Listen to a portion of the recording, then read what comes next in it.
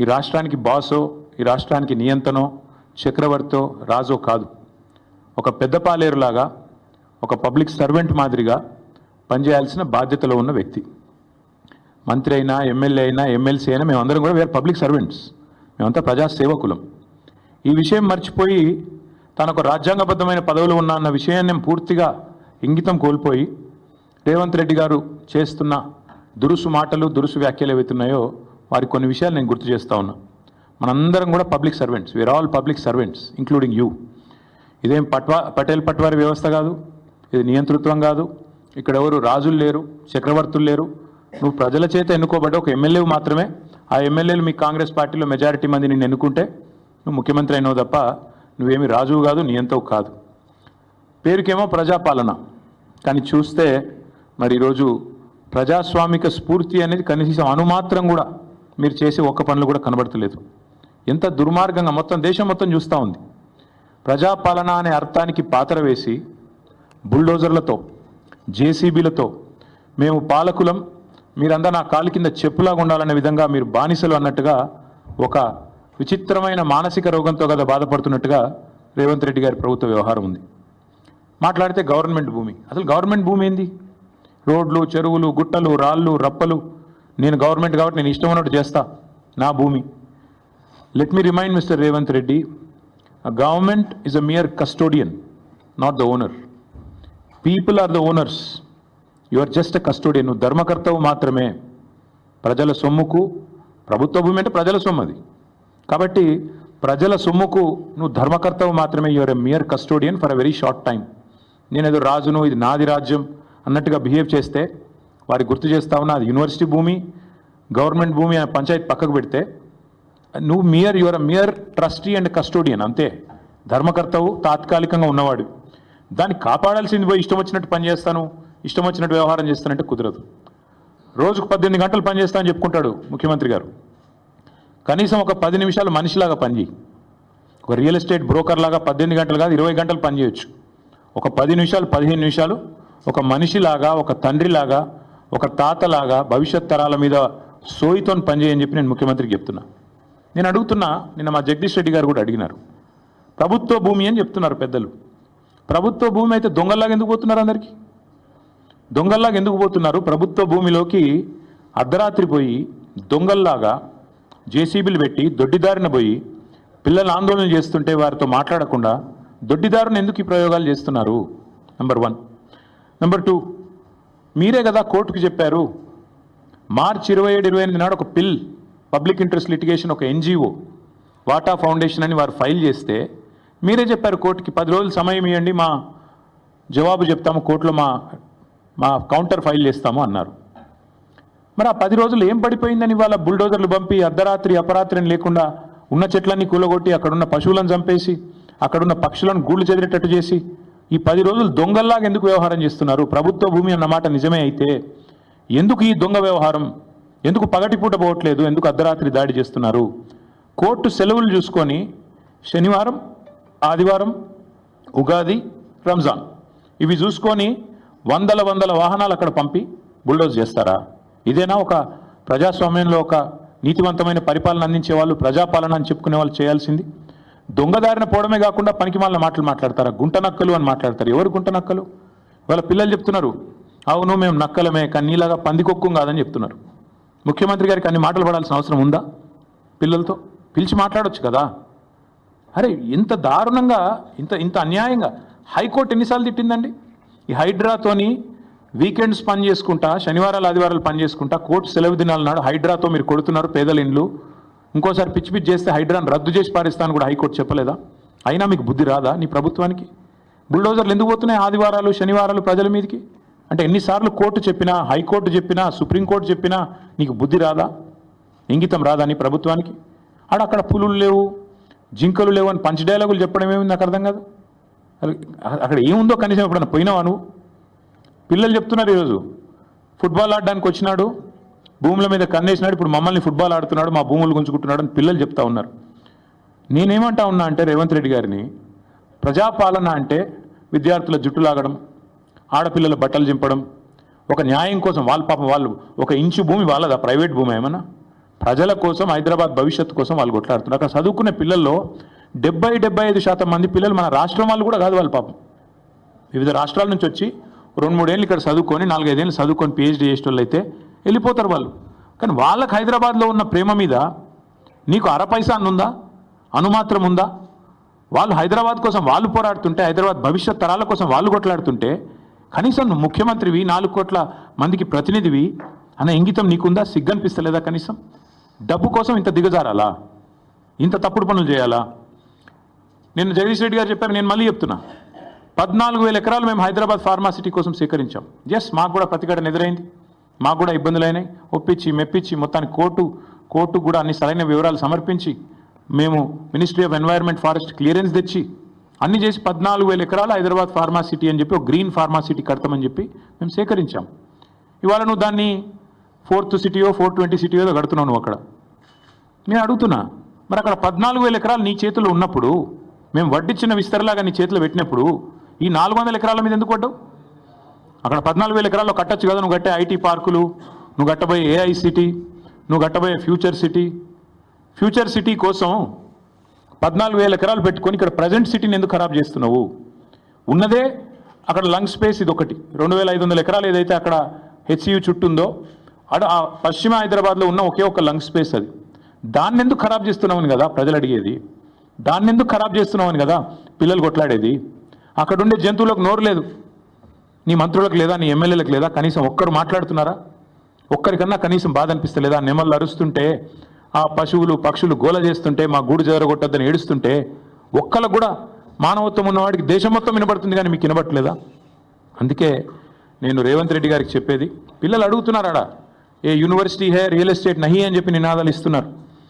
ఇక మళ్ళీ దాని మీద ప్రెస్ మీట్లు, ఇష్టం వచ్చినట్టు తిట్లు, మేము అవన్నీ చెప్పడానికి నేను రాలేదు. నేను ఇవాళ సూటిగా స్పష్టంగా ఒకటే విషయం చెప్తా ఉన్నా, మళ్ళీ మమ్మల్ని ఎవరు కూడా తప్పు పట్టవద్దని చెప్పి కూడా కోరుతా ఉన్నా. మేము మా పార్టీలో కూడా పెద్దలు కేసీఆర్ గారు నిన్న మొన్న మా పార్టీ సమావేశాలు జరుగుతూ ఉన్నాయి జిల్లాల వారీగా. అక్కడ కొంతమంది ముఖ్యుల్ని కేసీఆర్ గారు పిలిపించారు. హైదరాబాద్ సంబంధించి, రంగారెడ్డి జిల్లా సంబంధించి, రాష్ట్రానికి సంబంధించి ముఖ్యులను పిలిచారు. పిలిచి మరి ఇట్లా పిల్లలు ఆందోళన చేస్తున్నారు, మనం ఏం చేద్దాం, ఏ స్టాండ్ తీసుకుంటే బాగుంటుంది అని చెప్పి పార్టీలో కూడా కేసీఆర్ గారు చర్చించారు. చర్చించిన తర్వాత మేమందరం ఒక నిర్ణయం తీసుకున్నాం. ఆ నిర్ణయాన్ని చెప్పడానికే ప్రత్యేకంగా ఈరోజు ఈ ప్రెస్ మీట్ పెట్టడం జరిగింది. మేము అనుకున్నది ఏంటి అంటే, హైదరాబాద్లో ఈరోజు కాదు, మీరు ఒక్కసారి మా ట్రాక్ రికార్డ్ చూస్తే కూడా మేమేదో కొత్తగా ఇవాళ పర్యావరణ ప్రేమికులు కాలేదు, కొత్తగా మేమేమి మాట్లాడడం లేదు. హైదరాబాద్కి మా ప్రభుత్వం ఉన్నప్పుడు మేము చేసిన ఎఫర్ట్స్ వల్ల ప్రపంచంలో ప్యారిస్, బొగోటా లాంటి నగరాలను తలదన్ని గ్రీన్ సిటీ అవార్డు కూడా 2022లో మన ప్రభుత్వం ఆనాడు హైదరాబాద్ సిటీకి సాధించి పెట్టింది. హరిత విప్లవాన్ని సృష్టించింది తెలంగాణ అని చెప్పి ఆనాడు జాతీయ అంతర్జాతీయ media green revolution mission Kakatiya అనండి, హరితహారం లాంటి కార్యక్రమం నుండి దానివల్ల అద్భుతాలు సృష్టించిన తెలంగాణ అని చెప్పి మరి ఆనాడు జాతీయ అంతర్జాతీయ సంస్థలు రాశాయి. ఇది మీ ప్రభుత్వ రిపోర్టే, మాది కాదు. 7.7% గ్రీన్ కవర్ పెరిగింది కేసీఆర్ గారి ప్రభుత్వంలో అని చెప్పి ఫారెస్ట్ సర్వే ఆఫ్ ఇండియా ఇచ్చిన రిపోర్టు మీ MCRHRD వెబ్సైట్లో ఉంది, ముఖ్యమంత్రి గారు కావాలంటే చూసుకోవచ్చు. 270 కోట్ల మొక్కలు నాటి హరిత విప్లవాన్ని సృష్టించిన ప్రభుత్వం మాది. హైదరాబాద్, కొరియాలో జరిగిన ఒక అంతర్జాతీయ ఈవెంట్లో ప్యారిస్ని, బొగోటాని, మెహికోని వీటన్నిటిని కాదని ఆనాడు అంతర్జాతీయ అవార్డు గెలుచుకున్న సందర్భంగా జాతీయ పత్రికల్లో వచ్చిన వార్తలు. జాతీయ స్థాయిలో forest survey of India Telangana ranks first in the nation in environment conservation forest cover. ఇది మా ట్రాక్ రికార్డ్, ఇది మేము సాధించిన విజయాలు. ఇక మళ్ళీ అదే మాట మళ్ళీ ఒకసారి, హరితహారం వల్ల మేము HMDAలో చేసిన ఎఫర్ట్స్ వల్ల గ్రీన్ సిటీ అవార్డు వచ్చిన విషయం. అదే మాదిరిగా ఇంకా ఇది డేటా, ఒక 10 ఏళ్లలో భారతదేశంలో ఏ నగరంలో గ్రీన్ కవర్ పెరిగింది అంటే మెట్రోస్లో. ఇది data, times of India report, ఇది డేటా చూడండి. బొంబాయి, ఢిల్లీ, చెన్నై, అదేవిధంగా కోల్కతా, బెంగళూరు, హైదరాబాద్ ఇవన్నిటిని కలిపి చూస్తే హైదరాబాద్లో అత్యధికంగా గ్రీన్ కవర్ పెంచింది తెలంగాణ ప్రభుత్వం కేసీఆర్ గారి హయాంలో అని మరి జాతీయ స్థాయిలో వచ్చిన రిపోర్ట్స్. ఇక ఎంత పెరిగింది, ఎన్ని స్క్వేర్ కిలోమీటర్లు పెరిగింది తెలంగాణలో అంటే ఇదొక రిపోర్టు. ఇట్లా ఒకటి కాదు, నేను 100 చూపెడతాను. ఇది ఒక్క పిక్చర్ మీకు అన్ని విషయాలు చెప్తుంది. ఆ తర్వాత భారత ప్రభుత్వం చెప్పింది కూడా ఒక మాటలో చెప్తాను. This one picture will speak volumes.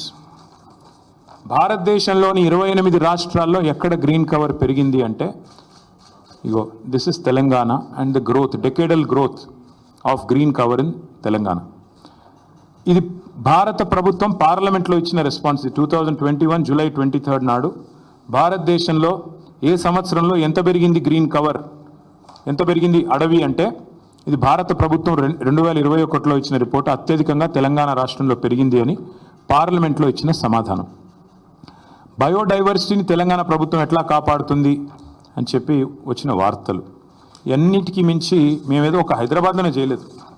తెలంగాణలో మా ప్రభుత్వం ఉన్నప్పుడు ప్రతి పల్లెలో పల్లె ప్రకృతి వనాలు పెట్టి, చిన్న పల్లె కూడా 19,472 పల్లె ప్రకృతి వనాలు పెట్టింది కేసీఆర్ గారు. మొత్తం 13,657 ఎకరాల్లో పల్లె ప్రకృతి వనాలు పెట్టింది. పల్లెల్లో కూడా పచ్చదనాన్ని పెంచింది మా ప్రభుత్వం. మండల స్థాయిలో 2011 బృహత్ ప్రకృతి వనాలు పెట్టింది. మొత్తం 6,298 ఎకరాల్లో ఆనాడు కేసీఆర్ గారి ప్రభుత్వం. హైదరాబాద్ చుట్టూతా 108 అర్బన్ లంగ్ స్పేసెస్ క్రియేట్ చేసి వాటిల్లో కూడా మరి వేలాది ఎకరాల్లో ప్రజలకు కండ్లకోయ ఆక్సిజన్ పార్క్ కావచ్చు, ఉప్పల్ వైపు కావచ్చు, మీరు ఎటువైపులా పోయినా మొత్తం 108 అర్బన్ లంగ్ స్పేసెస్ క్రియేట్ చేసింది కేసీఆర్ గారి ప్రభుత్వం. అట్లాగే 1,00,000 పైచిలుకు పంచాయతీరాజ్ రహదారుల వెంబడ అవెన్యూ ప్లాంటేషన్ చేయడం జరిగింది. 12,000 కిలోమీటర్ల పైచిలుకు R&B రోడ్ల వెంబడ కూడా మరి మల్టిపుల్ అవెన్యూ ప్లాంటేషన్ చేయడం జరిగింది. ప్రతి ఊర్లో నర్సరీ ఉన్న ఒకే ఒక్క రాష్ట్రం భారతదేశంలో తెలంగాణ. 14,864 నర్సరీలు మున్సిపాలిటీలతో కలిపి, హైదరాబాద్తో కలిపి, ప్రతి ఊరితో కలిపితే దాదాపు 15,000 నర్సరీలు ఉన్న ఒకే ఒక్క రాష్ట్రం తెలంగాణ. 270 కోట్ల మొక్కలు పెట్టిన ఒకే ఒక్క రాష్ట్రం Telangana. That is our commitment. మాకేదో కొత్తగా ఈరోజు ఎన్వైర్న్మెంట్ గురించి మాకు ఎవరి దగ్గర కితాబులు అవసరం లేదు. ఇదంతా ఎందుకు చెప్తా ఉన్నా అంటే we have taken a decision as a party that 400 acres which this government is eyeing like a real estate broker, ఆ 400 ఎకరాలను ఎట్టి పరిస్థితుల్లో, ఇది కేసీఆర్ గారి మాట, మా పార్టీ మాట, మా పార్టీ తరఫున మేము మాటిస్తున్నాం, 3 ఏళ్లలో మేము ఖచ్చితంగా మళ్ళీ ప్రభుత్వంలోకి వస్తున్నాం. ప్రభుత్వంలోకి వచ్చిన తర్వాత మేము ఆ 400 ఎకరాలని మొత్తం హైదరాబాద్లో, మొత్తం తెలంగాణలోనే అతి పెద్ద ఈకో పార్క్గా ఏర్పాటు చేస్తాము. ఇప్పుడే నేను స్పష్టంగా చెప్తా ఉన్నా, ఈరోజు ఎవరైనా రేవంత్ రెడ్డి విసిరే బిస్కెట్లకు ఆశపడి, రేవంత్ రెడ్డి చెప్పే మాటలకు ఆశపడి ఆ ల్యాండ్ 1 ఇంచ్ ఎవరన్నా కొనుక్కున్నా మళ్ళీ కుండ బద్దలు కొట్టినట్టు చెప్తున్నా, మమ్మల్ని తర్వాత అనొద్దు. ఖచ్చితంగా ప్రతి ఇంచ్ తిరిగి వెనక్కి తీసుకుంటాము. ఒక అద్భుతమైన ఈకో పార్క్, ఎట్లా అయితే ఒక సెంట్రల్ పార్క్ ఉంటుందో మన్హాటన్లో, ఆ స్థాయిలో ఒక అద్భుతమైన ఈకో పార్కును హైదరాబాద్ ప్రజలకి గిఫ్ట్గా అందిస్తాము. అటు సెంట్రల్ యూనివర్సిటీ విద్యార్థులకు ఆ గిఫ్ట్గా ఉంటుంది, హైదరాబాద్ ప్రజలకు కూడా ఇది ఒక గిఫ్ట్గా ఇస్తాము. ఇది మా కమిట్మెంట్, ఇది మా బాధ్యత. హైదరాబాద్ ప్రజలు మా ఓట్లేసి గెలిపించారు. మొన్నటి ఎన్నికల్లో కూడా ఏకపక్షంగా కాంగ్రెస్కి 1 సీట్ ఇవ్వకుండా గెలిపించారు. So we're committed to protecting environment in the city of Hyderabad, in the state of Telangana. ఆ 400 ఎకరాలు పొరపాటున కూడా ఎవరు కొనవద్దు. కొంటే మీరు నష్టపోతారు, మమ్మల్ని తర్వాత తప్పుపడ్డద్దు. ప్రభుత్వంలోకి వచ్చిన తర్వాత కాదు, 3 ఏళ్ల ముందు చెప్తున్నాము. మమ్మల్ని తర్వాత అనవద్దు, ముందే చెప్తున్నాము. ఈ ప్రభుత్వం రియల్ ఎస్టేట్ విస్తరణ కాంక్షతో పనిచేస్తోంది. మేము మాత్రం భవిష్యత్ తరాల కోసం ఆలోచిస్తున్నాము. A politician thinks about next election, a statesmen thinks about next generation. అందుకే మా నాయకుడు కేసీఆర్ గారు చెప్పారు, వచ్చే తరాల కోసం ఆలోచించాలి ఆ 400 ఎకరాలు. ఎందుకంటే మొన్నటిదాకా కోర్టు డిస్ప్యూట్లో ఉంది కాబట్టి మేమే కొట్లాడినాం కోర్టులో కూడా. ప్రైవేట్ వ్యక్తులది కాదు, ఆ ల్యాండ్ ప్రభుత్వాన్ని అని మేమే కొట్లాడుతూనే ఆ ల్యాండ్ తిరిగి ప్రజలకు వచ్చింది. ఇవాళ అదేదో రియల్ ఎస్టేట్ కింద అమ్ముకోవడానికి కాదు మేము కొట్లాడింది. ఆ ప్రాంతంలో పర్యావరణ పరిరక్షణ జరగాలి, ఆ ప్రాంతంలో ఒక అర్బన్ లంగ్ స్పేస్ ఉండాలి. ఢిల్లీ మాదిరిగా మన నగరం మారొద్దు. ఢిల్లీలో ఎట్లయితే ఎయిర్ క్వాలిటీ దెబ్బతిని ఇవాళ మాస్కులు వేసుకొని తిరిగే పరిస్థితి వచ్చిందో, ఎయిర్ క్వాలిటీ డేంజరస్ లెవెల్స్గా ఉంది అని చెప్పి ఇవాళ వివిధ దేశాలు అక్కడి ప్రజలు ఎవరైతే ఉన్నారో వారికి చెప్పే పరిస్థితి వచ్చిందో, ఆ పరిస్థితి హైదరాబాద్కి రాకూడదు. భవిష్యత్ తరాలు బాగుండాలి అంటే, మన పిల్లలు బాగుండాలి అంటే, so we're committed and we're committing to making sure this 400 acres of Kanche Gachibowli land will be converted into an eco park, and we are requesting all the people who are interested in coming and joining with us. మా శ్రీనివాస్ యాదవ్ గారు ఇందాకనే నాతో అన్నారు, అన్న పిల్లలు ఆందోళన చేస్తున్నారు, మనం వెళ్ళాలి అన్నారు. ఎస్, మేము కూడా పోవాలని ఆలోచించినాం. కానీ దుర్మార్గులు కాంగ్రెస్ వాళ్ళు మేము ఆడ పడుగు పెట్టంగానే ఇది మొత్తం బీఆర్ఎస్ వాళ్ళే నడిపిస్తున్నారు అని పనికిమాలిన మాటలు మాట్లాడతారు. అందుకే కొద్దిగా దూరంగా ఉన్నాం. But I think the time has come. మేము కూడా ఇప్పుడు ప్రభుత్వం కనుక వెనక్కి తగ్గపోతే మేము కూడా పిలుపునిస్తాం. మొత్తం హైదరాబాద్ ప్రజలతో పాటు మా ప్రజాప్రతినిధులందరం కూడా we will March to HCU. వదిలిపెట్టం. ప్రభుత్వం వెనక్కి తగ్గాల్సిందే, తగ్గకపోతే వదిలిపెట్టం. ఎట్టి పరిస్థితుల్లో కూడా ఊరుకోం. ఆల్రెడీ రాజ్యసభలో మా రాజ్యసభ ఫ్లోర్ లీడర్ సురేష్ రెడ్డి గారు, మా ఎంపీ గాయత్రి రవిచంద్ర గారు, వద్దిరాజు రవిచంద్ర గారు చాలా గట్టిగా మాట్లాడినారు. ఎస్, ఇది కేంద్ర ప్రభుత్వం కూడా జోక్యం చేసుకోవాలి, ఇది కేంద్రీయ విద్యాలయంలో ఆందోళన జరుగుతున్నాయి, వెంటనే జోక్యం చేసుకోండి అని కోరినారు. అట్లాగే 10 మంది HCU విద్యార్థులు మేము ఢిల్లీకి వెళ్ళాలి, మాకు అపాయింట్మెంట్ ఇప్పించండి అంటే ధర్మేంద్ర ప్రధాన్ గారితో అపాయింట్మెంట్ ఇప్పించి HRD మినిస్టర్ గారితో వారిని కూడా తీసుకొని పోయాము. వారికి కూడా సపోర్ట్ చేస్తున్నాం. లీగల్గా కూడా కొట్లాడుతున్న విద్యార్థులు ఎవరైతున్నారో, NGOలు ఎవరైతున్నారో వారికి కూడా బరాబర్ చెప్తున్నాం, సపోర్ట్ చేస్తాం. This is not a political fight, this is a fight for the future of Hyderabad, for the future of Telangana. కాబట్టి ఖచ్చితంగా ఏ పర్యావరణవేత్తకైనా అండగా ఉంటాం. ఎవరెవరైతే ఈరోజు కొట్లాడుతున్నారో ఈ భూముల పరిరక్షణకు, భవిష్యత్ తరం పరిరక్షణకు, వారికి ముమ్మాటికి అండగా ఉంటాం. ఇక పనికిమాలిన మాటలు మాట్లాడుతున్న మంత్రులు, ఆడ ఏం లేదు బయోడైవర్సిటీ, గింత పెద్ద రిపోర్ట్లు ఉన్నాయి, అందులో ఏమున్నది ఏం లేదు. ఎన్ని రకాల స్పీషీస్ ఉన్నాయి, ఎంత ఫ్లోరా ఉంది, ఎంత ఫౌనా ఉంది, అక్కడ ఎన్ని పక్షులు ఉన్నాయి, ఎన్ని రకాల పక్షులు, మొత్తం డీటెయిల్స్ ఉన్నాయి. ఇది నా రిపోర్ట్ కాదు, ఇండిపెండెంట్ ఏజెన్సీస్ HCUలో పనిచేసే ప్రొఫెసర్లు తయారు చేసిన రిపోర్ట్. 1-2 కాదు, బోలెడు ఉన్నాయి. ఇక ఫోటోలు చూపెట్టాలంటే ఇవి AI జనరేటెడ్ ఇమేజ్లు కాదు. పాపం మంత్రులు కొంతమంది తెలిసి తెలియక ముఖ్యమంత్రి గారి ట్రాప్లో పడి ఏదో మాట్లాడుతున్నారు.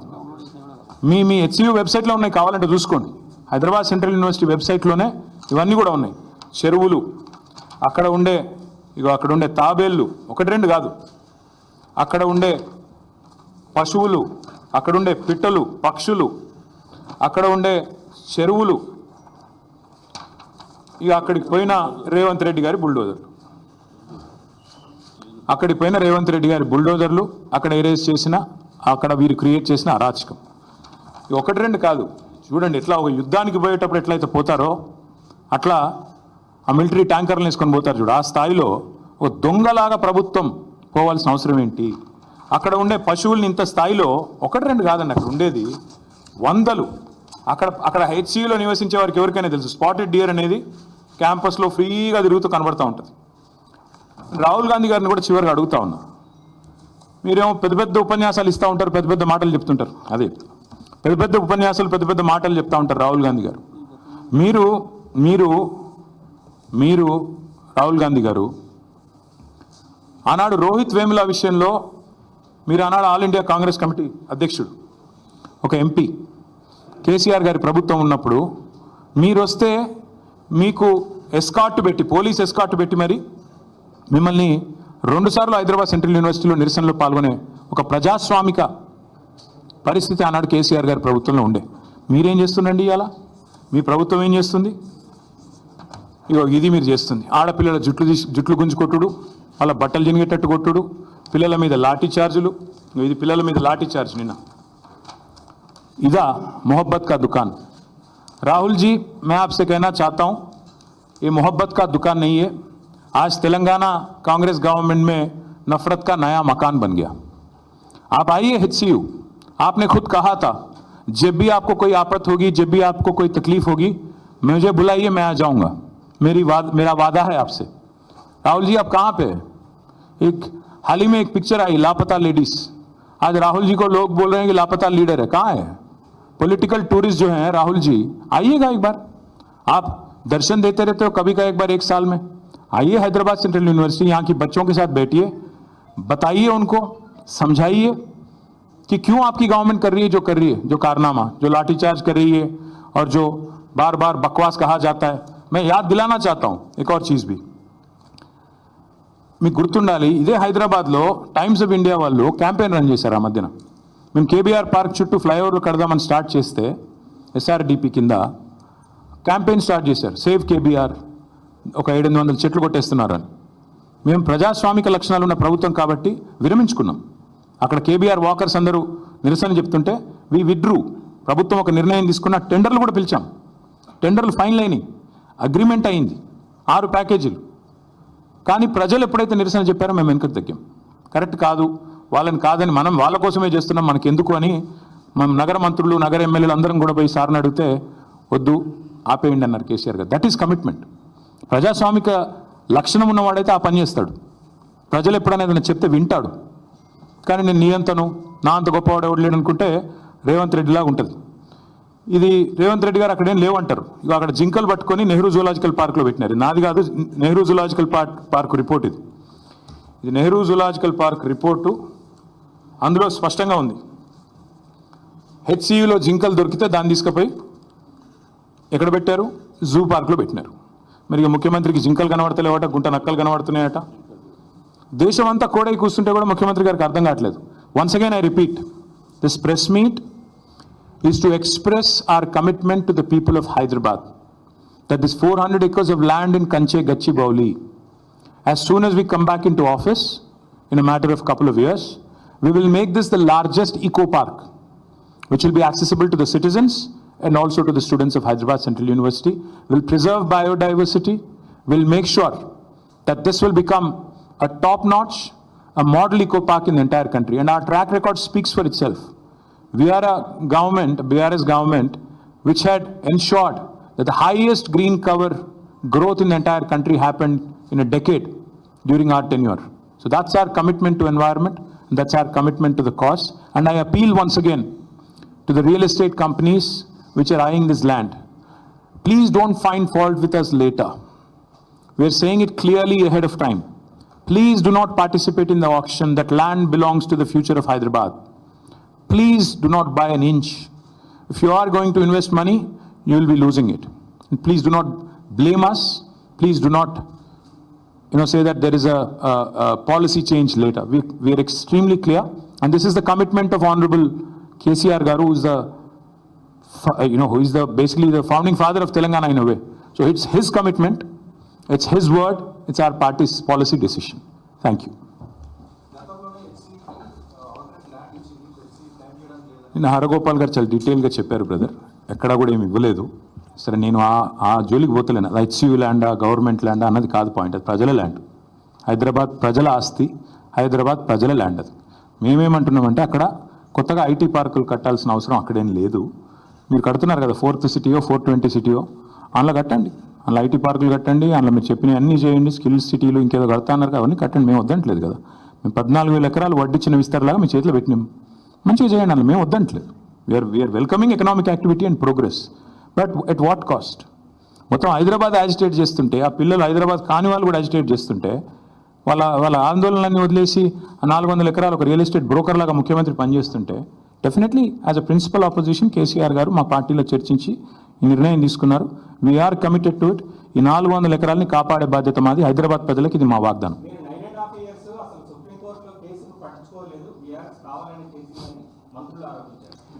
మంత్రులు నేనేమంటున్నా అంటే, వారికి పాపం విషయం తెలియదు. గవర్నమెంట్ వాళ్ళది వచ్చింది డిసెంబర్లో, కోర్టు తీర్పు వచ్చింది బహుశా మార్చిలో అనుకుంటా, 3-4 నెలల్లో. ఆ 3-4 నెలల్లో హియరింగ్ కూడా కాలే. ఏదో మాట్లాడతారు, తెలిసి తెలియక ఏదో వాగుతూ ఉంటారు. ముఖ్యమంత్రి గారు మెప్పు పొందడం కోసం 20% కోసం 30% కోసం మాట్లాడటం గురించి మాకు పెద్ద ఫికర్ లేదు. We're concern about the future of Hyderabad. ఈ 400 ఎకరాల విషయంలో మా పార్టీ విధానం సుస్పష్టం. ఈ 400 ఎకరాలని ఒక హైదరాబాద్ మెచ్చే ఒక మణిహారం లాగా, ఒక ఈకో పార్క్ లాగా తయారు చేస్తాం.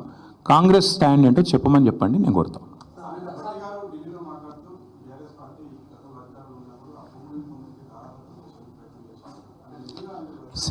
అధికారంలో వాళ్ళు ఉన్నారు, వాళ్ళు ఎవరికి దారాదత్తం చేశాం? ఇది గాలి మాటలు మాట్లాడి గాలి మోటార్లో తిరిగి ఇట్లా పోతారు వీళ్ళు. ఎప్పుడో ఏమన్నా అంటే ఎన్ని రోజులు మాట్లాడతారు గాలి మాటలు? ప్రభుత్వంలో ఉన్నారు, బాధ్యతగా పనిచేయండి, వాళ్ళు దగ్గర పెట్టుకొని పనిచేయండి. ఎందుకు ఎన్ని రోజులు గాలి మాటలతో టైంపాస్ చేస్తారు? ఎవరికి దారాదత్తం చేశాము? సరే, ఇక నేనేమంటున్నా బ్రదర్, ఒక నిమిషం. ఇవాళ రేపు కాంగ్రెస్లో ఎవరు మాట్లాడారు? ఒక్క నిమిషం. ఇది బండి సంజయ్ ఐటెం నెంబర్ 6 ఏదో అది parliament reply. Item number 6 should read this. This is a reply given by Government of India, not me. Item number 6 అప్పుడప్పుడు పార్లమెంట్ అటెండ్ అయ్యి అప్పుడప్పుడు కొద్దిగా చదువుకొని అప్పుడప్పుడు ఏమన్నా కొద్దిగా మాట్లాడితే ఇది రిజర్వ్ బ్యాంక్ కాదు, ఇది forest survey of India report. ఇది forest survey of India report. ఇది గవర్నమెంట్ ఆఫ్ ఇండియాలో ఉండేవాళ్ళు కొద్దిగా చదువుకోవాలి. అప్పుడప్పుడు ఎంతసేపు తంబాకు నవ్వులుకుంటే ఆడియో తిరుగుతూ టైంపాస్ చేస్తే ఎట్లా నాకు అర్థం కాదు, మంచిది కాదు ఆయన కూడా. ఇప్పుడు చదువుకోమని చెప్పండి కొద్దిగా. ఇప్పుడే చెప్పాను మీరు వినలేదు కాక, మీరు వినలేదు. మేము కూడా గవర్నమెంట్కి కావాల్సినంత టైం ఇస్తున్నాం. ఏప్రిల్ 7th నాడు కోర్టు కూడా ఉంది. 7th ఏప్రిల్ నాడు మళ్ళీ కోర్టు కూడా వింటుంది. ఈరోజు కూడా కోర్టు వింటున్నట్టుంది. 24 hours ఇచ్చినట్టున్నారు కోర్టు కూడా టైము. ఈ ప్రభుత్వానికి కోర్టులు అంటే కూడా గౌరవం లేదు. మార్చి 29 నాడు బిల్ ఫైల్ అయితే ఒక ఫౌండేషన్, ఒక NGO ఫైల్ చేస్తే వాటా అని చెప్పి ఎన్వైరన్మెంటల్ ఇంపాక్ట్ అసెస్మెంట్ చేయకుండా విధ్వంసం చేస్తున్నారని వాళ్ళు ఫైల్ చేశారు. గవర్నమెంట్లో ఉన్న వాళ్ళు ఏం చేయాలండి? బాధ్యతగా ఒక రిబట్టల్ కానీ కౌంటర్ కానీ సబ్మిట్ చేయాలి. వీళ్ళు ఏం చేసినారు? 10 రోజులు టైం ఇవ్వండి అన్నారు. ఎందుకు తీసుకున్నారు 10 రోజులు టైం? ఆ 10 రోజుల్లో ఉన్నదంతా అక్కడ నాశనం చేసి అక్కడ ఏమీ లేదు అని కౌంటర్ ఫైల్ చేయడానికి ముఖ్యమంత్రి గారు అర్ధరాత్రి అపరాత్రం లేకుండా లైట్లు పెట్టి చీకట్లో ఇవాళ అక్కడ ఉండే జింకలను, పక్షులను, అక్కడ ఉండే చెట్లను కొట్టి పారేసి మొత్తం నాశనం చేస్తున్నాడు అక్కడ. ఇది నేను చెప్పడం కాదు, పిల్లలు 5 డ్రోన్లు ఎగిరేసి షూట్ చేసినారు. మన ముఖ్యమంత్రి గారు చాలా సుభాషితాలు, ప్రవచనాలు చెప్పినారు అసెంబ్లీలో. ఏమన్నారు? ఒక డ్రోన్ ఎగిరేస్తే 500 ఫైన్ వేయాలా, నా దానికి కూడా జైల్లో పెడతారా అన్నాడు. మరి నువ్వు ఎందుకు పెట్టినావు ఇవాళ వాళ్ళ మీద కేసులు? 5 డ్రోన్లు ఎగిరేసి పిల్లలు నువ్వు చేస్తున్న విధ్వంసాన్ని షూట్ చేసినారు. మేము చేయలేదు, మీరు చేయలేదు. సారీ మీడియా, మీ పని చేయలేదు. మేము ప్రతిపక్షంగా మేము కూడా ఆడబోయి లొల్లి పెట్టలేదు. ఎందుకంటే ఆ పిల్లలు కొట్లాడుతున్నారు, దాన్ని మలినం చేయొద్దని మేము దూరం ఉన్నాం. ఈరోజు నేను అడుగుతున్న ముఖ్యమంత్రిగా 5 డ్రోన్లు ఎగిరేసి నువ్వు చేస్తున్న విధ్వంసాన్ని షూట్ చేసిన పిల్లల మీద కేసు ఎందుకు పెట్టినావు? మరి 2 పిల్లల్ని జైలుకు పంపినాడు ఈ ముఖ్యమంత్రి, PhD స్కాలర్స్ని. ఎందుకు పంపావు? పెద్ద పెద్ద మాటలు మాట్లాడే ముఖ్యమంత్రి. మేము చూస్తాము, ఇప్పుడు కోర్టు ఏం చెప్తుందో చూస్తాము. ముఖ్యమంత్రి కోర్టు తీర్పుతోనైనా బుద్ధి వస్తుందేమో ఆశిస్తాము. రాకపోతే పార్టీలో చర్చించి మా హైదరాబాద్ శాసనసభ్యులు మిగతా వాళ్ళందరితో కూడా మాట్లాడి సీనియర్ నాయకులతో మా నిర్ణయం మేము తీసుకొని ప్రకటిస్తాం. Thank you. ప్రతిఘటన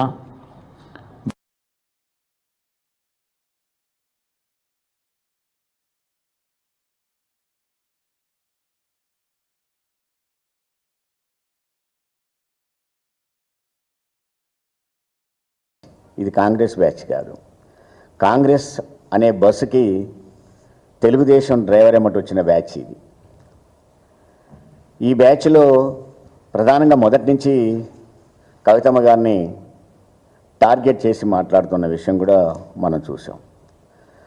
నిన్న దీక్ష ఒక లక్ష్యం చాలా ప్రాముఖ్యతతో కూడుకున్నది, సున్నితమైంది.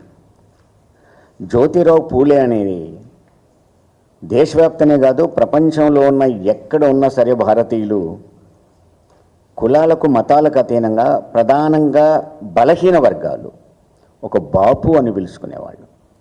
భారతదేశంలోనే బాపు అని పిలువబడ్డ రెండవ వ్యక్తి జ్యోతిరావు పూలే. ఆ దంపతులని, జ్యోతిరావు పూలే దంపతులని ఆదర్శ దంపతులుగా మనందరం కొలుచుకుంటాం. స్వయంగా మనందరం అంగీకరించి మనందరం పూజించే డాక్టర్ అంబేద్కరే జ్యోతిరావు పూలే నా గురువు అని ప్రకటించాడు.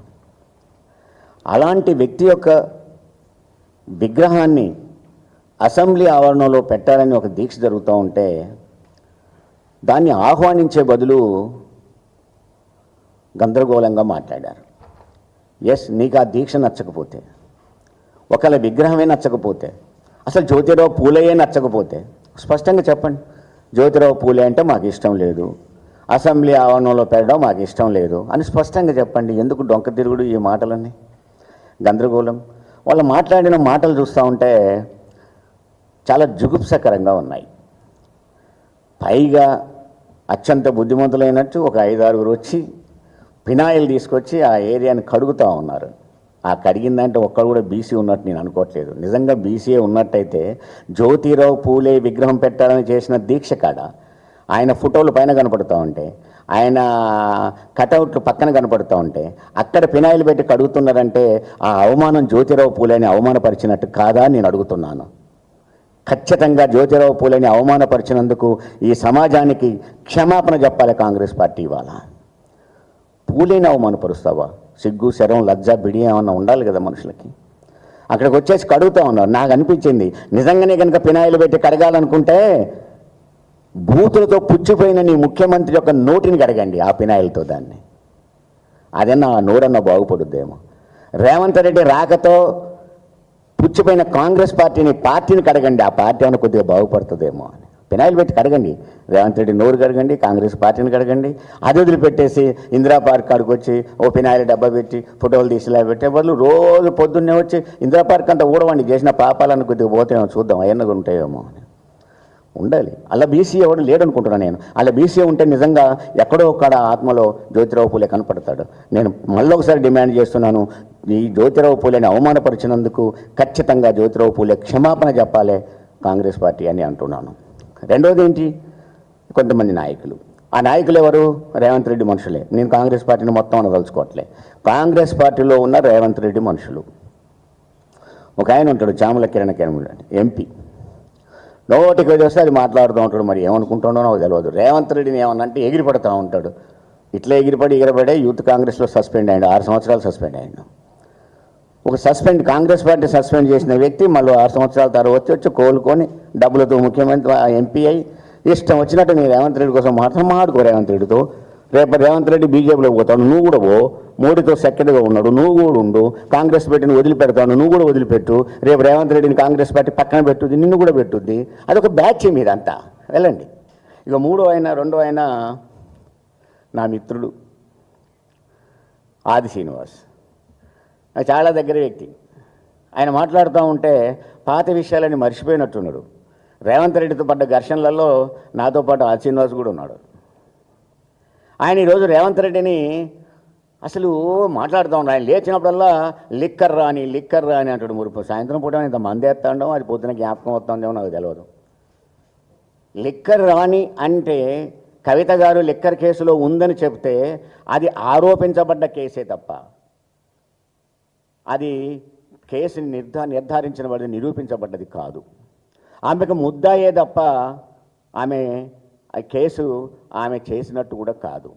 అదే కనుక అవమానపరచాల్సి వస్తే, అదేవిధంగా అనాల్సి వస్తే మొట్టమొదగాలు నీ పార్టీ నాయకురాలు సోనియా గాంధీని తిట్టండి, ఆమె బెయిల్ మీదనే ఉంది.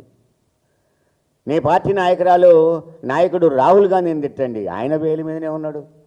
అన్నిటికంటే ముందు అసలు మీరు సమర్థిస్తున్న రేవంత్ రెడ్డి ఓటుకు నోటు దొంగ కదా, ఆ కేసులో బెయిల్ మీదనే ఉంది కదా, దానికి జైలుకు పోయింది కదా. మరి అలాంటి వ్యక్తిని సమర్థించుకుంటూ మీరు ఎదుటి వాళ్ళని విమర్శించడం అంటే ఏమన్నా శ్రీనివాస్ నా మిత్రుడు, ఆయన నేను అడుగుతున్నాను, నీకేమన్నా కొద్దిగా సిగ్గు అనిపించట్లేదా అని అడుగుతున్నా నేను. నువ్వు ఎట్లా అంటావు? ఇంతమంది దగ్గర రేవంత్ రెడ్డి లాంటి ఒక క్రిమినల్ మైండ్ ఉన్న ఒక వ్యక్తిని సమర్థిస్తూ నువ్వు మాట్లాడుతూ లిక్కర్ కేసు, ఆ కేసు యొక్క ఆనవాళ్ళు తప్పించుకోవడం కోసం ఈ ప్రయత్నాలు చేస్తూ ఉంది.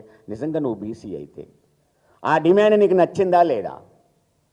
ఆ డిమాండ్ నువ్వు సమర్థిస్తావా లేదా? ఒకవేళ కవిత గారే ఆమె డిమాండ్ చేస్తుంది కాబట్టి మేము పూలే విగ్రహం పెట్టట్లేదని చెప్తే ఎస్, ఈ 11వ తారీఖు అంటే రేపటి వరకు ఆమె మాట్లాడుకుంటూ ఉంటుంది, ఈ 11వ తారీఖు లోపు విగ్రహం మేము అసెంబ్లీలో పెడతామని నువ్వు ప్రకటిస్తావా అని అడుగుతున్నా నేను. నువ్వు విగ్రహం పెట్టడానికి వ్యతిరేకమా? కవిత గారికి వ్యతిరేకమా? డిమాండ్కి వ్యతిరేకమా? పూలేకి వ్యతిరేకమా? నువ్వు ఎవరికి వ్యతిరేకం? ఆ శ్రీనివాసని అడుగుతున్నాను నేను. నువ్వు బీసీ లీడరు కదా, నువ్వు బీసీ పుట్టుకో పుట్టావు కదా, మరి ఎందుకు అలా మాట్లాడుతూ ఉన్నావు? కవిత గారు, నేను ముందే చెప్తున్నాను, ఎక్కడ పుట్టావు, ఏ కులంలో పుట్టావు అనేది ముఖ్యం కాదు, నువ్వు ఏం చేస్తున్నావు ఆ కులానికి అనేదే ముఖ్యం. నువ్వు ఒక బీసీ బిడ్డ అయి ఉండి రేవంత్ రెడ్డి లాంటి ఒక వ్యక్తికి పక్క బలహీన వర్గాల వ్యతిరేకి ఏం గుర్తులేవా? బలహీన వర్గాలను ఏ విధంగానే అవమానపరిచాడో. లంబాడీలంతా 1000 రూపాయలు ఇచ్చేసి ఒక కోటర్ ఇస్తే ఓటేస్తారని బలహీన వర్గాలను అవమానపరిచినప్పుడు ఎక్కడ కొన్నావు? గ్రామాలలో రెడ్డి కులం తప్ప ఎవరు పరిపాలన దక్షత ఉండదు, ఎవరు నాయకులు కాకూడదు, అది ఏ ఊరైనా సరే మేము మాత్రమే పరిపాలించాలని చెప్పేసి మాట్లాడినప్పుడు బలహీన వర్గాలను అవమానపరిచినప్పుడు ఏ త్వరలో పండుకున్నావు ఆ రోజు పోయి? అలాంటి వ్యక్తిని సమర్థిస్తూ ఒక బీసీ బిడ్డపై ఉండి బయటకు వచ్చేసి మాట్లాడుతూ ఉంటే నోరు ఉంది కదా అని ఇష్టం వచ్చినట్టు మాట్లాడితే బీసీలంతా చూస్తూ కూర్చోవాలని అడుగుతా ఉన్నా నేను. ఇంకొక ఆయన మాట్లాడుతున్నాడు, ఒక ఆయన నాటకాలు ఆడుతుందట. అంటే జ్యోతిరావు పూలే యొక్క విగ్రహం పెట్టాలని దీక్ష చేస్తే అది నీకు నాటకంలాగా కనపడుతూ ఉందా? రేవంత్ రెడ్డి యొక్క కొంగు పట్టుకొని మీరు గిర్ర తిరుక్కుంటా మీరు చేస్తేనేమో అది కనపడుతుందా? ఉనికి కోసం ప్రయత్నం చేస్తుందట. అధికార పార్టీలో ఉండి ఏమైనా పదవి కోసం ప్రయత్నాలు చేసేది మీరు. మొత్తం కాంగ్రెస్ పార్టీ సైలెంట్గా ఉంటే రేవంత్ రెడ్డిని సమర్థించకుండా ఉంటే సిగ్గుతో అడుక్కుంటున్నాను నన్ను సమర్థించండి అని. అలాంటి వ్యక్తులు 4-5 కలిసి ఆయన ఎమ్మటి ఒక అక్కనెమ్మటి మాదన్న తగిలినట్టు తగులుకొని 4 కలిసి ప్రయత్నం చేస్తూ ఉన్నారు. మీకు ఇప్పటికైనా నేను చెప్తున్నాను, రేవంత్ రెడ్డి యొక్క పరిస్థితి ఇలా తెలంగాణలో ఎలా ఉందంటే, సెక్యూరిటీ లేకుండా గ్రామాల్లోకి పోతే ఆయననే మాటలే గోసిబీక్తా అంటారే, గోసిబీకి వెంటబడి కొట్టే పరిస్థితులు ఇలా ప్రజలు ఉన్నారు. మీరు కూడా ఇలాంటి పని చేస్తే రేవంత్ రెడ్డితో పాటు మీకు అదే గతి పడుతుందని కూడా నేను చెప్తా ఉన్నాను. మేమందరం కూడా ఏమైనా నువ్వు ఈరోజు రేవంత్ రెడ్డిని సమర్థిస్తూ ఉన్నావు కావచ్చు, కాంగ్రెస్ పార్టీని సమర్థించే వాళ్ళైనట్టయితే కాంగ్రెస్ పార్టీ మొత్తాన్ని ఓన్ చేసుకోండి. ఇవాళ అడుగుతున్నారు ఈ రోజు గుర్తుకొచ్చిందామా కవితమ్మ అని. మరి మీకు ఇన్నేళ్ల కానించి మీరేం చేశారని అడుగుతూ ఉన్నాను.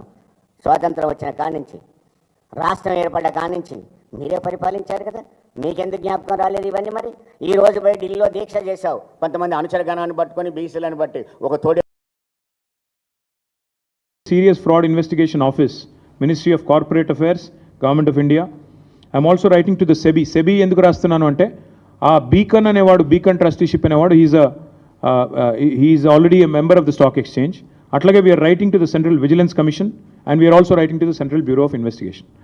ఈ 5 ఏజెన్సీలకి ఇవాళ మా పార్టీ తరపున ఇప్పుడు నేను మీకు చెప్పిన విషయాలు, వాటితో పాటు మిగతా వివరాలు అనెక్జర్స్తో సహా, మొత్తం అన్ని ఆధారాలతో సహా మేము ఈ 5 ఏజెన్సీస్కి, నేను మళ్ళీ చెప్తాను, రిజర్వ్ బ్యాంక్ ఆఫ్ ఇండియాకి, ఎందుకంటే ICICI bank is ultimately answerable to reserve bank of India, serious fraud investigation office, this is called SFIO, వారికి మినిస్ట్రీ ఆఫ్ కార్పొరేట్ అఫైర్స్ కింద వస్తుంది, వారికి, వారితో పాటు సెబీకి, సివిసికి, సిబిఐకి, 5గురికి కూడా ఇవాళ మా పార్టీ తరపున నేను వ్యక్తిగతంగా అన్ని ఆధారాలతో లెటర్ రాస్తూ ఉన్నాను. ఖచ్చితంగా ఇన్వెస్టిగేట్ చేయాలని చెప్పి కూడా నేను వారిని కోరుతా ఉన్నా.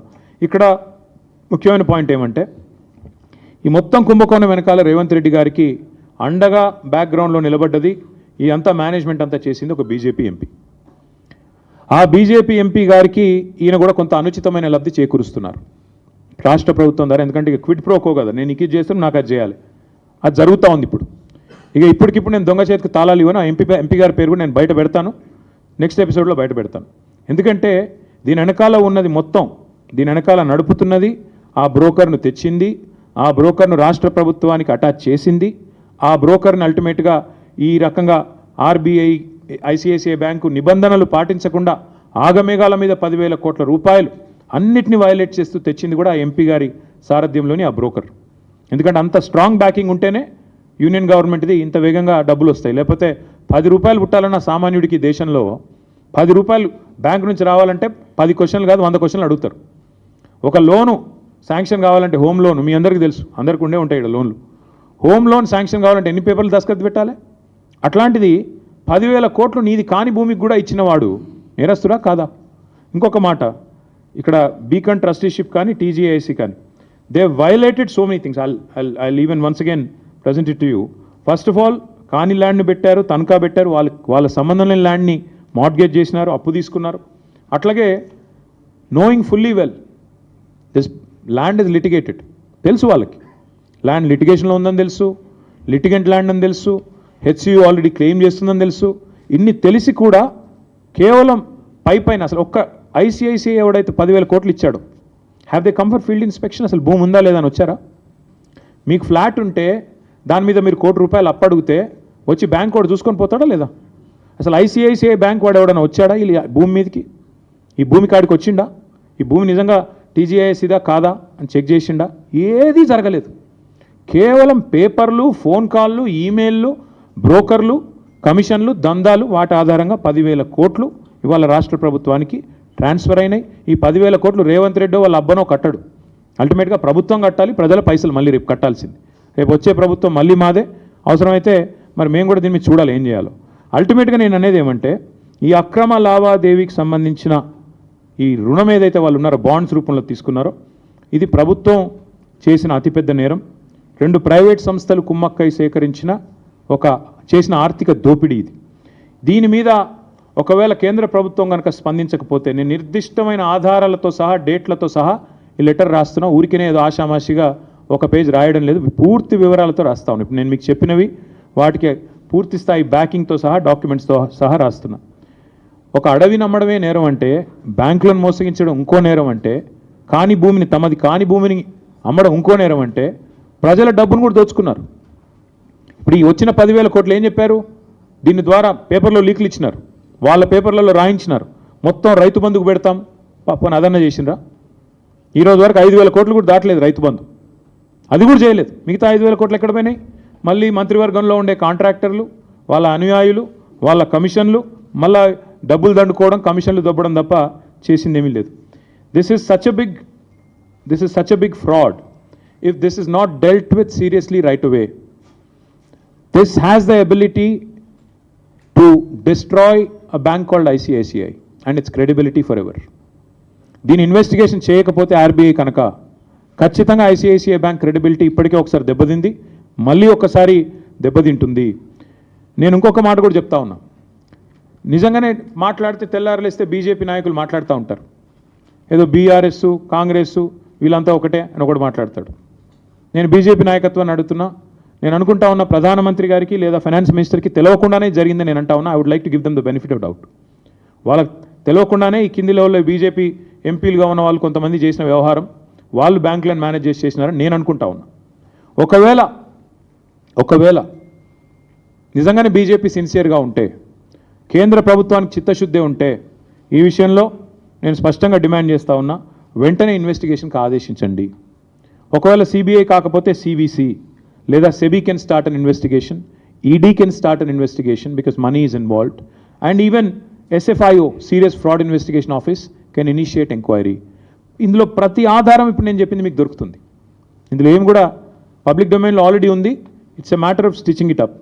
ఖచ్చితంగా ముఖ్యమంత్రి గారు, ఆయన ప్రభుత్వం తీసుకొచ్చిన ఒత్తిడి, అదేవిధంగా ఈ వ్యవహారంలో బ్యాంకు పాత్ర, how did the broker violate all these procedural issues, ఇవన్నీ వయలేట్ చేస్తూ కనీసం ఆ భూమిలో కాలు పెట్టకుండా 10,000 కోట్లు ఇవ్వడం అంటే, ఒక సామాన్యుడికైతేనేమో ఈ దేశంలో శల్య పరీక్షలాగా 100 పరీక్షలు ఉంటాయి ఒక రూపాయి లోన్ ఇవ్వాలంటే. కానీ 10,000 కోట్ల లోన్ ఇచ్చేటప్పుడు ఆ భూమి నీదా కాదా చూసుకోకుండా లోన్ ఇచ్చారంటే ఇంతకు మించిన ఫ్రాడ్ ఏదైనా ఉంటుందా? అందుకే we demand and will not leave it at this. నేను ఖచ్చితంగా చెప్తున్నాను, ఈ వ్యవహారాన్ని ఇక్కడితో వదిలిపెట్టం. ఎందుకంటే రేవంత్ రెడ్డి గారు తెరలేపింది, తెర తీసింది ఈ 400 కోట్లకే కాదు. మన అసెంబ్లీలో మా సభ్యులు అడిగినారు ప్రశ్న, ఇంకా ఏమేమి భూములు అమ్ముతారని. ఇదే బ్రోకర్ ఎవడైతే ట్రస్ట్ అడ్వైజర్ ఎవడో ఉన్నాడో వాడికి HMDA భూములు కూడా అప్పచెప్పారు. 60,000 కోట్ల విలువ చేసే భూములు వాడికి అప్పచెప్పారు. సో దీనికి ఇక్కడితో అడ్డుకట్ట వేయకపోతే ఇంకొక 60,000 కోట్ల దోపిడీకి కూడా రేవంత్ రెడ్డి గారి ప్రభుత్వం ఆల్రెడీ స్కెచ్ చేసింది, తెర తీసింది, రెడీగా ఉన్నారు. ఇది మాది కాదు, కావాలంటే అసెంబ్లీ ఆన్సర్ కూడా నేను మీకు పంపిస్తాను, మీరు చూసుకోవచ్చు. 60,000 కోట్ల విలువ చేసే HMDA భూములను కూడా ఇదే బీకన్ ట్రస్టీషిప్, అదేవిధంగా ఆ ఫ్రాడ్ ట్రస్ట్ అడ్వైజర్ ఎవరు ఉన్నారు వాళ్ళిద్దరిని కూడా మరి అప్పచెప్పి వాళ్ళ ద్వారా దోపిడీకి పాల్పడే ఆలోచనలో రేవంత్ రెడ్డి ప్రభుత్వం ఉంది. We demand that union finance ministry ask RBI to investigate this matter. వెంటనే సీరియస్ ఫ్రాడ్ ఇన్వెస్టిగేషన్ ఏజెన్సీ దిగాలి ఇందులోకి. SEBI also should focus on this. 100% ఈ beacon trusteeship and trust investment అనే సంస్థలని వెంటనే నిషేధం విధించాలి till further enquiry. We demand that all financial transactions of these 2 agencies and these 2 institutions be suspended with immediate effect because they have committed a massive fraud. అట్లాగే ఈ చట్టవిరుద్ధమైన bonds ఏవైతే వీళ్ళు తీసుకొని 10,000 కోట్లు కుంభకోణానికి తెరదీశారో వాటిని కూడా RBI వెంటనే రద్దు చేయాలని చెప్పి కూడా మేము డిమాండ్ చేస్తున్నాం. తప్పకుండా ఒకవేళ కేంద్ర ప్రభుత్వం స్పందించకపోతే మేమేమనుకోవాల్సి వస్తుందంటే ముమ్మాటికి ఇద్దరు కుమ్మక్కై చేస్తున్నారు అనుకోవాల్సి వస్తుంది. నిజంగా బీజేపీకి చిత్తశుద్ధి ఉంటే, కేంద్ర ప్రభుత్వానికి చిత్తశుద్ధి ఉంటే మీరు వెంటనే స్పందించండి. నిజంగానే మీకు ఈ వ్యవహారంతో సంబంధం లేకపోతే, నిజంగానే ఈ వ్యవహారంలో మీరు నిక్కచ్చిగా ఉన్నట్టయితే వచ్చి ఆందోళన చేశారు కదా, HCU భూములు అమ్మొద్దు అది అని చెప్పి ధర్మేంద్ర ప్రధాన్ గారు ఉత్తరం రాసినారు. తర్వాత ABVP వాళ్ళు గొడవ చేశారు, తర్వాత ఎమ్మెల్యేలు కూడా అరెస్ట్ అయ్యారు బీజేపీ వాళ్ళు. మరి if you are serious then immediately call for an enquiry. లేకపోతే ప్రజలు ఖచ్చితంగా ఇద్దరు కలిసే చేస్తున్నారు ఇది అనుకునే ప్రమాదం ఉంది. అందుకే this letter details out everything.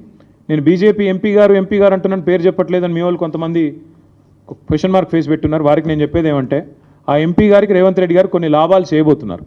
చేసిన తర్వాత క్విడ్ ప్రో కో ఏంటిని నేను ఎస్టాబ్లిష్ చేస్తూ మీ ముందుకు వస్తాను. So till such time we're demanding, and if government does not respond I'm going to a court. ఖచ్చితంగా కోర్టుకి పోతాము. మేము స్వయంగా అవసరమైతే పోయి ఫైనాన్స్ మినిస్టర్ని, ప్రైమ్ మినిస్టర్ని కూడా అవసరమైతే కలిసి రాజ్యసభలో కూడా ఈ అంశం లేవనెత్తి, లోక్సభలో కూడా లేవనెత్తి, తప్పకుండా లోక్సభలో కూడా మా ఫ్రెండ్లీ పార్టీస్ ద్వారా లేవనెత్తి తప్పకుండా ఈ అంశం ప్రభుత్వ దృష్టికి, ప్రజల దృష్టికి తీసుకుపోయే బాధ్యత మాది. ఏమంటారు ఒక నిమిషం. Apex committee had come to determine whether or not, apex కమిటీకి మేము డీటెయిల్డ్గా నేను హరీష్ రావు గారి నేతృత్వంలో, సబితా గారి నేతృత్వంలో, ఆర్ఎస్ ప్రవీణ్ కుమార్ గారు, ఇంకా ఇతర పెద్దలందరూ, శ్రవణ్ గారు అందరూ పోయి చాలా వివరంగా చాలాసేపు చాలా విషయాలు చెప్పారు. అందులో ఎట్లా ప్రభుత్వం ఎందుకంటే నేను వచ్చిన apex committee chairman is an IFS officer, forest service officer.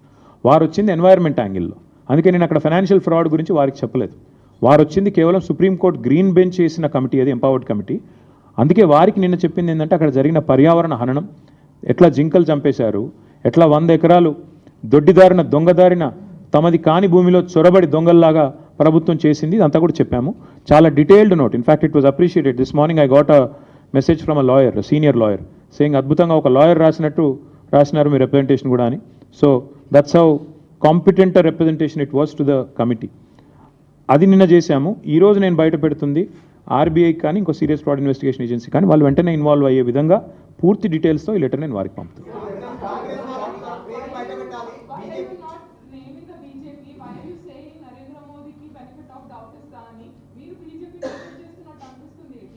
అంటే శిక్ష వేసే ముందు ఎప్పుడైనా కూడా you have to give somebody some time. ఒకవేళ నిజంగానే ఇన్వెస్టిగేషన్ ఆర్డర్ చేయలేదనుకోండి, then we have to say okay, obviously కలిసి కుమ్మక్క ఉన్నారు కాబట్టి రేవంత్ రెడ్డిని, ఇప్పుడు నేను సింపుల్ మా I'm asking you this and I'm asking through the media, I'm asking BJP as well. Narendra Modi గారు పార్లమెంట్ ఎన్నికల ప్రచారానికి వచ్చారు. వచ్చినప్పుడు ఇక్కడ ఆర్ఆర్ ట్యాక్స్ వసూలు అవుతుందని చెప్పారు. Rahul Revanth tax per square feet, సరే ఆయన ఎంత చెప్పారు నాకు గుర్తులేదు కానీ 200 రూపాయలు వసూలు చేస్తున్నారంట. Friends and family benefit package ఏదో ఉందంట, అక్కడ 100 రూపాయలంట. అది జరుగుతుందని మోడీ గారు చెప్పారు, ప్రధానమంత్రి. వచ్చిన తర్వాత మరి ఇప్పటికీ పార్లమెంట్ ఎలక్షన్స్ అయిపోయి దాదాపు సంవత్సరం అయినట్టుంది, జీరో యాక్షన్. అమృత్ స్కామ్లో రేవంత్ రెడ్డి గారి బావమరిదికి డైరెక్ట్గా 1137 కోట్లు, Amrit is central government scheme, డబ్బులు దారి మళ్లించారు, తప్పుడు పని చేశారని చెప్పి నేను ఆధారాలతో సహా యూనియన్ అర్బన్ డెవలప్మెంట్ మినిస్ట్రీకి నేను పోయి కంప్లైంట్ చేశాను, మనోహర్ లాల్ ఖట్టర్ గారికి, జీరో యాక్షన్. అట్లాగే ఈరోజు ఈడీ పొంగులేటి శ్రీనివాసరెడ్డి గారు తెలంగాణ రెవెన్యూ మినిస్టర్ ఇంటి మీద రైడ్ అయితే ఇప్పటికి దాదాపు 6 నెలలు అయింది. ఈడీ మాట్లాడదు, పొంగులేటి మాట్లాడాడు, అది అట్లాగే ఉంది. సో ఇది కూడా అదే కోవలో కలిపేసి కాంగ్రెస్ బీజేపీ ఒకరినొకరు కాపాడుకుంటూ పనిచేస్తారా, లేదా నిజంగానే ఇన్వెస్టిగేషన్ ఆర్డర్ చేసి కాదు మేము నిజాయితీగా ఉన్నాం, కాంగ్రెస్ ప్రభుత్వం చేసిన ఈ ఆర్థిక దోపిడీ విషయంలో మేము సీరియస్గా ఉన్నామని రుజువు చేసుకుంటారా? Let us give them the benefit of doubt and also some time. If they don't come forward for an investigation, maybe within 1 week, 10 days, I'll go personally and complain. అప్పుడు కూడా స్పందించకపోతే అల్టిమేట్ డెమోక్రసీలో ప్రజా కోర్టే పెద్ద కోర్టు, ఆడికే పోతాం, ఆడనే చెప్తాం ఇద్దరు దొంగలు తోడు దొంగలు కుమ్మక్కైనారని చెప్తాం. ఏముంది అందులో? అంత టెన్షన్ ఎందుకు బ్రదర్? దొంగ చేతికి నేను ఇప్పుడు తాళాలు ఇవ్వదలుచుకోలేదు, దొంగ అని చెప్తున్నా. ఆయనకు తెలుసు నేను ఎవరి గురించి మాట్లాడుతున్నా, ఆయనకు తెలుసు.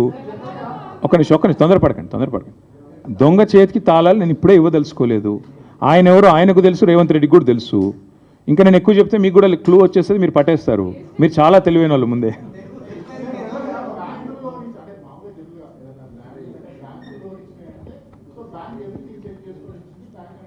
అదే రమణ, ఈ దేశం ఎట్లుందంటే, రమణ గారు ఒక్క నిమిషం, ఈ దేశం ఎట్లుందంటే రమణ ఒక్క నిమిషం రమణ ఒకవేళ లోన్ అడిగితేనేమో 100 డాక్యుమెంట్లు చెక్ చేస్తారు. అదే ఒక పెద్దవాడు, ఆర్థిక సంపన్నుడు లేదా బాగా కనెక్టెడ్ ఉన్నవాడు అడిగితేనేమో నిమిషాల మీద నీకు అసలు ల్యాండ్ ఉందా లేదా కూడా చూడకుండా ఇస్తారు. ఇవాళ జరిగింది ఇక్కడ అదే. That is exactly my point. ఎందుకంటే ఐసిఐసిఐ లాంటి బ్యాంకు ఒక అతిపెద్ద బ్యాంకు, ఇండియాలో ప్రైవేట్ బ్యాంక్స్లో ఒక అతిపెద్ద బ్యాంకు. అలాంటి బ్యాంకు 400 ఎకరాలు నీకు ఇస్తున్నాను అంటే అసలు ఓనర్షిప్ అసెటైన్ చేసుకోకుండా, ఫీల్డ్లో అసలు నీకు ఉందా లేదా నీ చేతుల్లో భూమి అని చెప్పుకోకుండా వచ్చి ఇచ్చేస్తారా 10,000 కోట్లు? ఎందుకు జరిగింది ఇది? మధ్యలో ఉండే బ్రోకర్కి ఇచ్చిన 170 కోట్ల లంచం, రేవంత్ రెడ్డి ఆ బీజేపీ ఎంపీ కలిపి ఆడిన నాటకం, పైనుండే కొంతమంది అధికారుల సహకారంతో ఆర్బీఐతో ఉండే ఒక అంతర్గతమైన దాంతో చేశారు ఇదంతా. అందుకే నేను అంటున్నా సీరియస్ ఫ్రాడ్ అని ఎందుకంటున్నా, ఎస్ఎఫ్ఐఓ ఇన్వాల్వ్ కావాలని ఎందుకంటున్నా.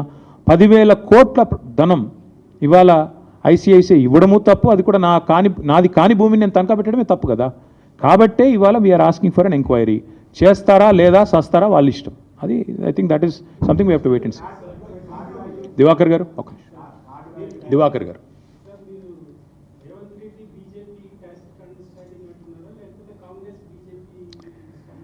Sir, either way Revanth Reddy is the chief minister of Congress. Last time I checked, I think ఇంకా కూడా ఆయన కాంగ్రెస్ చీఫ్ మినిస్టర్ అనుకుంటాను. కొంతమంది వాళ్ళ పార్టీ ఎమ్మెల్యేలు అనుకోవట్లేదు కానీ ఇంకా అనుకుంటున్నాను నేనైతే. కాబట్టి మరి I think it's a direct collusion at the highest level, Chief Minister's office guiding this whole thing, and this sort of fraud being perpetrated on the people and hoisted on the country. This will lead to so many other things. Again, I'm saying this with utmost responsibility, Divakar Garu. If this is not nipped in the bud, this will actually lead to the collapse of ICICI Bank.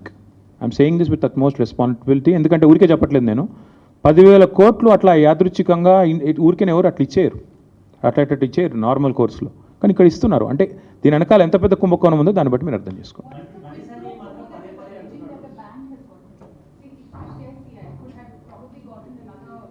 We'll find out through the investigation. Why rush?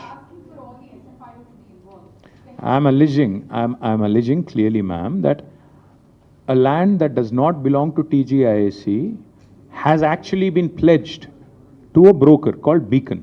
Now this Beacon fellow goes to ICICI and says this is a land which is valued at 75 crores per acre, whereas the actual value is something else and the ownership is something else altogether. Therein lies the fraud. What else do you need to get an investigation going on? Once we start the investigation, I think you will find more details. అందులో దొంగలు ఎవరెవరు తిన్నారు, ఏమేమి తిన్నారు, బ్యాంకులో ఎవరు involve అయ్యారు, broker ఎక్కడున్నాడు, రేవంత్ రెడ్డి వెనకాల ఉన్న వాళ్ళు ఎవరు, ఇవన్నీ కూడా బయటకు వస్తాయి. ఇన్వెస్టిగేషన్ అయితే స్టార్ట్ అవ్వనివ్వండి. మొత్తం నన్నే you want me to be the judge and jury right now? Absolutely, not just SEBI. I'm saying CVC, SEBI, everybody is competent to intervene in this. If Government of India is serious, they have to investigate, they have to intervene. If they don't, then I certainly think that, at any cost, at any cost, ultimately, ఇవాళ జరిగేది ఏమంటే, మీరు రాష్ట్ర ప్రభుత్వం చేసిన ఈ ఆర్థిక దోపిడీ, ముఖ్యమంత్రి గారి కనుసనలో జరిగిన ఈ ఆర్థిక దోపిడీ, ఇఫ్ ఇట్ గోస్ అన్చెక్డ్, వాళ్ళు నెక్స్ట్ దానికి ఆల్రెడీ 60,000 కోట్ల కుంభకోణానికి రెడీగా ఉన్నారు.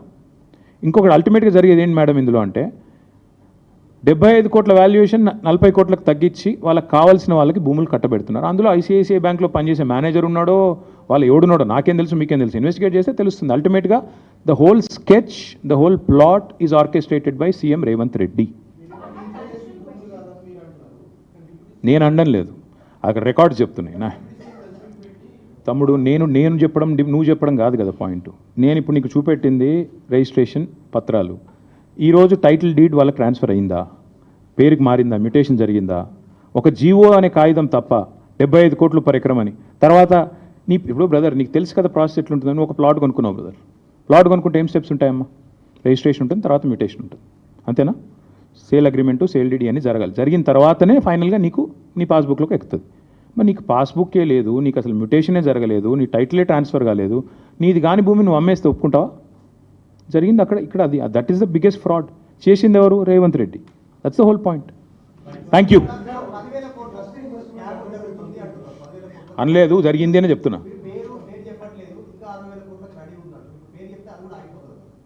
తమ్ముడు నువ్వు తొందర ఎందుకు పడుతున్నావు ప్రతిదానికి? పేరు చెప్తా తమ్ముడు, నీకంత ఉత్సాహం. ఆయన ఇంకోటి, ఇన్వెస్టిగేటివ్ ఏజెన్సీలు, ఇన్వెస్టిగేటివ్ జర్నలిస్టులు ఎక్కడ పోయినారు? మీరు ఇన్వెస్టిగేట్ చేయండి, ఇన్ని క్లూస్ ఇచ్చాను, ఇన్వెస్టిగేట్ చేయండి గట్టిగా. నేను సీఎం రేవంత్ రెడ్డి అని చెప్తున్నాను, ఎవరో వేరే పేరు చెప్తున్నా, చూసుకో.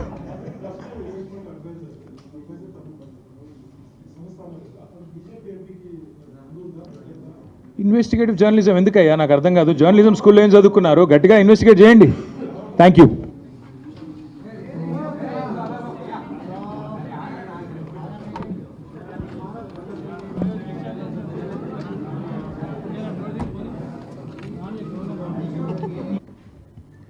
పాత్రికేయ మిత్రులందరికీ హృదయపూర్వకంగా నమస్కారం. ఈరోజు ఒక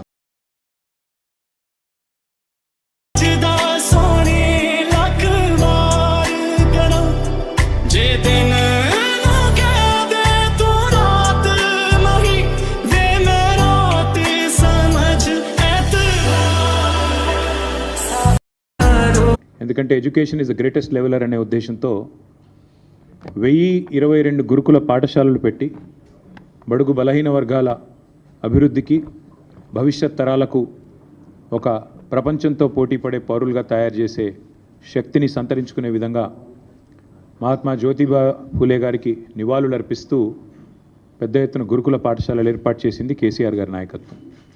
అట్లాగే అదే మహానుభావుడి పేరుతో విద్యార్థులు ఒకవేళ విదేశాల్లో చదువుకుంటామంటే కూడా 20 లక్షల రూపాయల దాకా